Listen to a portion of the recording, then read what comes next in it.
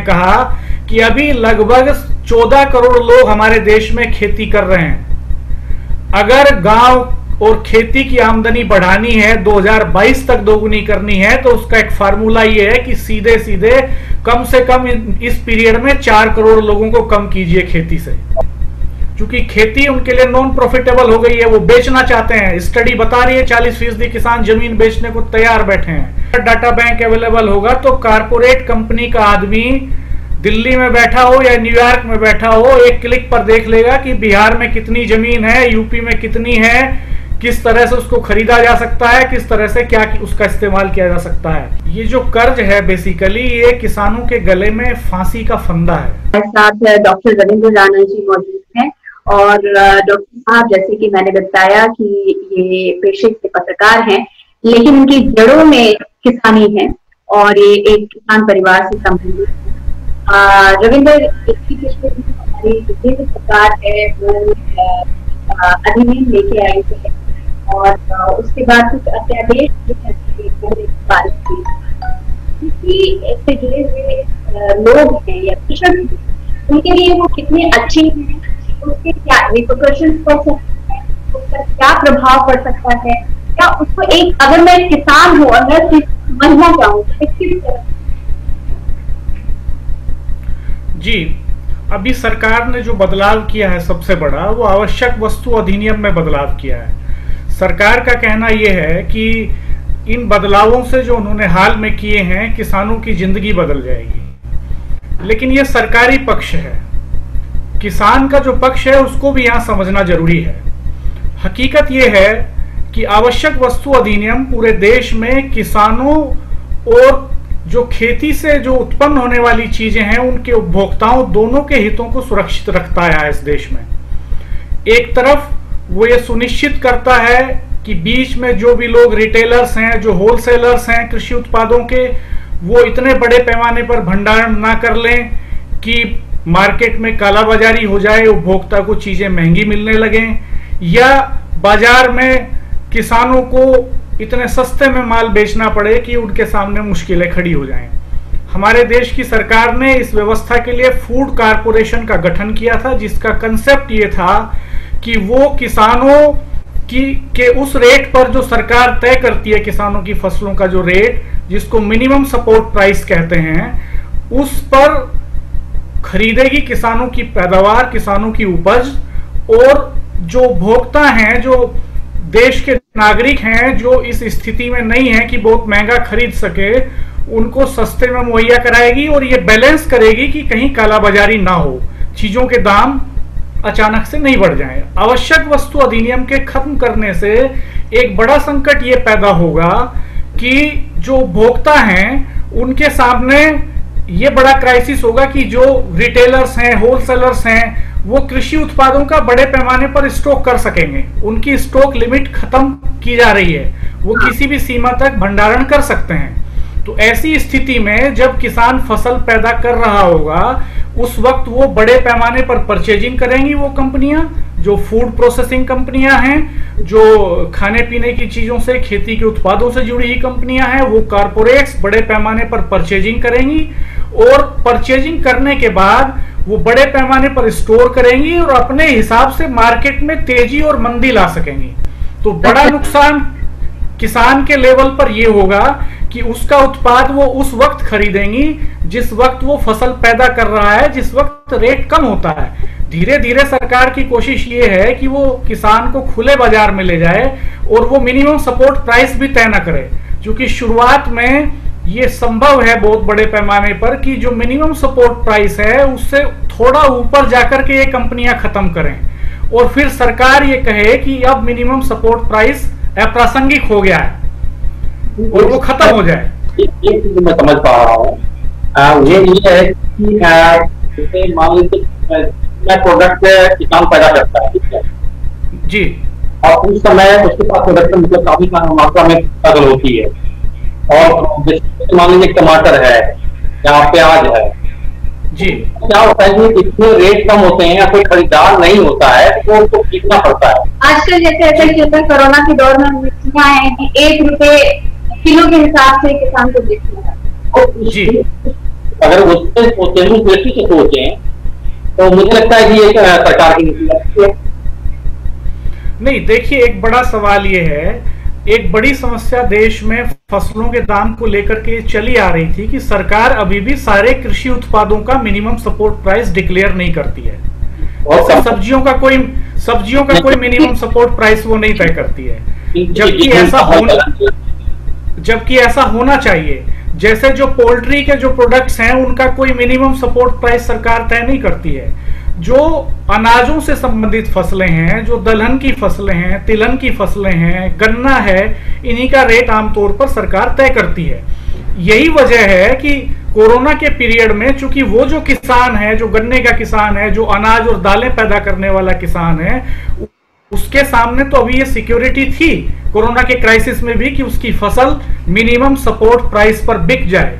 लेकिन जो ऐसी कमोडिटीज हैं जिसमें पोल्ट्री के सारे प्रोडक्ट्स हैं, जिसमें सब्जियों के सारे प्रोडक्ट्स हैं, उनके पास ऐसी कोई गारंटी नहीं थी जिसका ये नतीजा हुआ कि वो बड़े पैमाने पर तबाह हो गए।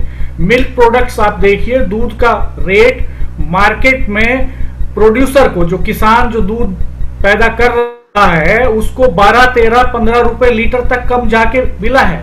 पराग डेयरी फेडरेशन ने मेरठ में 12 रुपए प्रति लीटर तक रेट घटाया है, किसानों से 12 रुपए लीटर में कम लिया है, लेकिन उपभोक्ताओं को जो देने वाला रेट है उसमें कोई कटौती नहीं की है। गांव में भी जो दूध, जी, अगर हम 2 लाइन में समझें, कोशिश करें कि भाई ये किस तरह से स्टॉक लिमिट वाला जो पॉइंट है उसमें किस तरह से किसानों को नुकसान। अगर स्टॉक लिमिट खत्म हो जाएगी तो एक चीज आप समझ लीजिए कि जो हालत आज सब्जी के किसान की है, पोल्ट्री के फार्मर की है, वही स्थिति पूरे देश के किसान की होने जा रही है। चूंकि वो बड़ी कंपनियां, कारपोरेट्स इसमें एंट्री करेंगी। सरकार ने कहा भी है कि वो कारपोरेट्स को किसानों से जोड़ेंगे। इसका सीधा सा मतलब ये है कि कारपोरेट्स प्रोडक्शन के समय में सस्ते में बड़े पैमाने पर किसानों के खेतों से ही फसलों को खरीद लेंगे, खरीदने के बाद स्टोर करेंगे बड़े पैमाने पर, और मार्केट में एक फेक प्राइस हाइक वो लेकर के आ सकते हैं कभी भी जब वो चाहें, और वो प्राइस हाइक का नुकसान अल्टीमेटली जो उपभोक्ता हैं उनको झेलना पड़ सकता है। हमने देखा है प्याज के दामों में किस तरह से होता है इस देश में। तो ये एक बड़ा संकट दोनों के सामने पैदा होने जा रहा है, केवल किसान के सामने ही नहीं, जो एग्रीकल्चरल प्रोडक्ट्स यूज करने वाले जो लोग हैं, आम लोग, उनकी जिंदगी पर भी इसका असर पड़ने जा रहा है। अब हम उस अध्यादेश पे अगर आते हैं, एक राष्ट्र एक कृषि बाजार की बात करते हैं, तो इसको आप किस दृष्टि से आप देखते हैं? जो मंडी जी, ये कारपोरेट्स के फेवर में लिया गया डिसीजन है।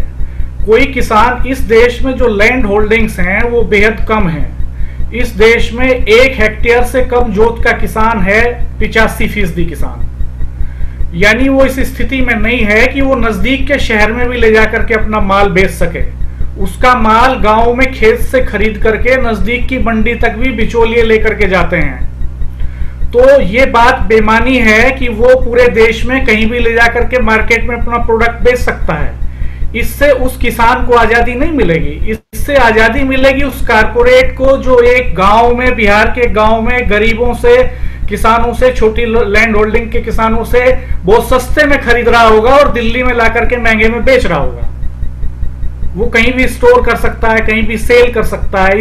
ये फ्रीडम उसके लिए है, वो इसको एंजॉय करेगा। फार्मर्स इसको एंजॉय करने की स्थिति में नहीं है। फार्मर्स की स्थिति सुधारना चाहती है अगर सरकार ईमानदारी से, और 2022 तक अगर वो उनकी आमदनी वास्तव में दोगुना करना चाहती है, तो सरकार को चाहिए कि वो जो एग्रीकल्चरल इनपुट्स हैं, बीज है, खाद है, सिंचाई के लिए पानी की उपलब्धता है, इन सबको सब्सिडी पर दे, सस्ते पर दे। सरकार उल्टा कर रही है, सरकार किसानों को कर्ज दे रही है। कर्ज देने से समस्या का समाधान नहीं होगा। लगातार किसान कर्ज माफी की मांग भी कर रहे हैं। आज की मैं एक घटना का खास तौर पर जिक्र करना चाहूंगा आपके सामने। सिसोली एक गांव मुजफ्फरनगर में पड़ता है, वहां एक किसान ने आज भी आत्महत्या की है। इस देश में बड़े पैमाने पर किसानों की आत्महत्याएं बढ़ी हैं, और एक एस्टिमेशन ये है कि लगभग जब से नई आर्थिक नीतियां इस देश में आई हैं 90 के दशक के बाद, लगभग 2.5 लाख से ज्यादा किसान आत्महत्याएं कर चुके हैं। और एनसीआरबी जो इसका रिकॉर्ड मेंटेन करता है, उसने 2017 तक के ही फिगर्स अभी जारी किए हैं, पिछले 3 साल के फिगर्स भी हमारे सामने नहीं है। उस गांव में, वो गांव मुजफ्फरनगर का ऐसा गांव है जहां से किसान नेता चौधरी महेंद्र सिंह टिकैत निकले, पूरे देश में उन्होंने आंदोलन चलाए। सिसोली गांव का रहने वाला किसान, उसकी 5 बेटियां हैं, जिनमें से अभी 2 की शादी शायद हुई है, एक छोटा बेटा है। बहुत आर्थिक संकट में वो परिवार है, और उस परिवार के एक सदस्य ने चीनी मिल के ऊपर वहां एफआईआर कराई है कि साहब ये हमारा परचेज नहीं कर रहे थे गन्ना, और हमारा बकाया भी चल रहा है। रियलिटी क्या है, इन्वेस्टिगेशन में पता चलेगा, लेकिन अभी तक ये जानकारियां मिली हैं। पूरे यूपी में 15,000 करोड़ से ज्यादा किसानों का बकाया इस समय चीनी मिलों पर है। ये स्थिति है। सरकार किसानों को पैसा देने की बात कर रही है, लेकिन वो जो फसल बेच चुके हैं, और जो केन एक्ट है यूपी का, वो ये कहता है कि फसल बेचने के 14 दिन के भीतर अगर चीनी मिल पेमेंट नहीं करती है किसान का, तो उसका लाइसेंस जब्त करा लिया जाएगा। मिनिमम सपोर्ट प्राइस तय करना सरकार का काम है, पैसा दिलाना सरकार का काम है। बावजूद इसके 15,000 करोड़ से ज्यादा बकाया इस समय गन्ना किसानों का ही बकाया है। पूरे देश में फिगर 20,000 करोड़ से ज्यादा है। कल्पना कीजिए कि किस तरह की नीतियां हम बना रहे हैं। हम आजादी की बात कर रहे हैं, हम फ्रीडम की बात कर रहे हैं कि प्रोडक्ट ले जाकर के कहीं बेच सकता है किसान। आप किसान ने जो बेच दिया है, उसका पैसा तो कम से कम उसको दिलवाइए पहले। तो सबसे बड़ा वही है, कॉन्ट्रैक्ट फार्मिंग वाला जो मसला है जी, क्या है? देखिए, कॉन्ट्रैक्ट फार्मिंग इस समय भी देश में एंट्री कर चुकी है। एक स्टडी ये बताती है कि भारत में 40% से ज्यादा किसान अपनी जमीन बेचने के लिए तैयार बैठे हैं। जमीन उनके लिए नॉन प्रॉफिटेबल हो गई है। वो कैसे परिवारों का आकार मैं आपको बताना चाहूंगा। आपने अभी इस कोरोना के पीरियड में जब लॉकडाउन हुआ, तो सड़कों पर एक सैलाब देखा होगा, मजदूरों का सैलाब जो गांव की तरफ लौट रहे हैं। मैं आपका ध्यान ले जाना चाहूंगा कि लगभग 3 दशक पहले, 4 दशक पहले इनमें से अधिकतर लोग किसान थे। वो खेती करते थे या खेतिहर मजदूर थे। गांव में जब कोई स्कोप नहीं रहा, जब लैंड होल्डिंग सीमित होती चली गई, जब खेती नॉन प्रॉफिटेबल होती चली गई, चूंकि इस देश में अभी भी 60% खेती ऐसी है जिसमें सिंचाई की सुविधा उपलब्ध नहीं करा पाए हैं हम। वो बारिश के ऊपर निर्भर करती है। सिंचाई के साधन मुहैया कराने में बहुत महंगा खर्च आता है। बीज महंगे हो गए। आप अंदाजा लगाइए कि तरबूज और खरबूज के बीज 30-30 हजार रुपए किलो तक हैं मार्केट में। इतना महंगा बीज है। फर्टिलाइजर्स लगातार महंगे हुए हैं। पेस्टिसाइड्स के बिना खेती संभव नहीं रह गई है। जिस तरह का मॉडल हमने अख्तियार किया है देश में, तो लगातार प्रोडक्शन कॉस्ट बढ़ी है, जोत का आकार बढ़ा, तो गांव में कोई उद्योग धंधे डेवलप नहीं हुए, एम्प्लॉयमेंट जनरेशन नहीं हुआ, तो ये लोग बड़े शहरों की तरफ चले गए। और आज हम रिजल्ट देख रहे हैं कि जब शहरों में लॉकडाउन हुआ तो उनके पास इतना नहीं था कि वो 2 महीने का गुजारा कर सकते।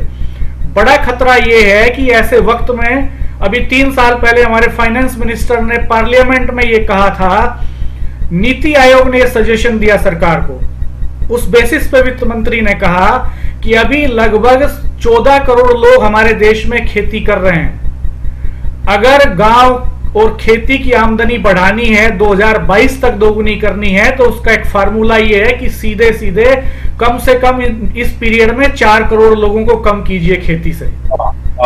4 करोड़ लोगों को खेती से निकाल करके दूसरे काम धंधों में ले जाइए। अब सरकार के पास कोई ब्लूप्रिंट नहीं है कि वो 4 करोड़ लोग जो खेती से निकलेंगे वो कहां जाएंगे। जो निकले थे पिछले 3 दशकों में, वो गांव लौट रहे हैं वापस। अंदाजा लगाइए क्या हालत होने जा रही है। और आज हम जो नीतियां फ्रेम कर रहे हैं, उनसे ये तो तय है कि बड़े पैमाने पर ये लोग खेती से निकल जाएंगे, क्योंकि खेती उनके लिए नॉन प्रॉफिटेबल हो गई है। वो बेचना चाहते हैं। स्टडी बता रही है 40% किसान जमीन बेचने को तैयार बैठे हैं। यही इस समय हमारे नीति नियंता शायद चाहते हैं, क्योंकि कॉरपोरेट फार्मिंग की एंट्री, कॉरपोरेट फार्मिंग का प्रसार देश में तब तक संभव नहीं है जब तक किसान आसानी से जमीन बेचने को तैयार ना हो। मैं एक चीज मैं एक चीज की तरफ आपका ध्यान आकर्षित करना चाहूंगा कि सामान्य परिस्थितियों में देश की सरकारें जो कानून बनाने और बदलने में डरती हैं, आपदाओं के इस वक्त में उनको बहुत झटके में बदल देती हैं और बहुत पूरे देश में उस पर चर्चा भी नहीं होती है। आपने देखा होगा श्रम कानूनों में बदलाव, काम के घंटों में की बढ़ोतरी और 3 साल तक के लिए उनको खत्म करने का काम सरकारों ने एक झटके में कर दिया, कहीं से एक आवाज नहीं आई। यही मौका देख करके किसानों ने इस वक्त किया है कॉन्ट्रैक्ट फार्मिंग को फेवर करने के लिए, कॉर्पोरेट्स को फेवर करने के लिए। कॉन्ट्रैक्ट फार्मिंग रियली क्या है कि बड़े बड़े कॉर्पोरेट्स जो हैं वो खेती कराएंगे देश के भीतर।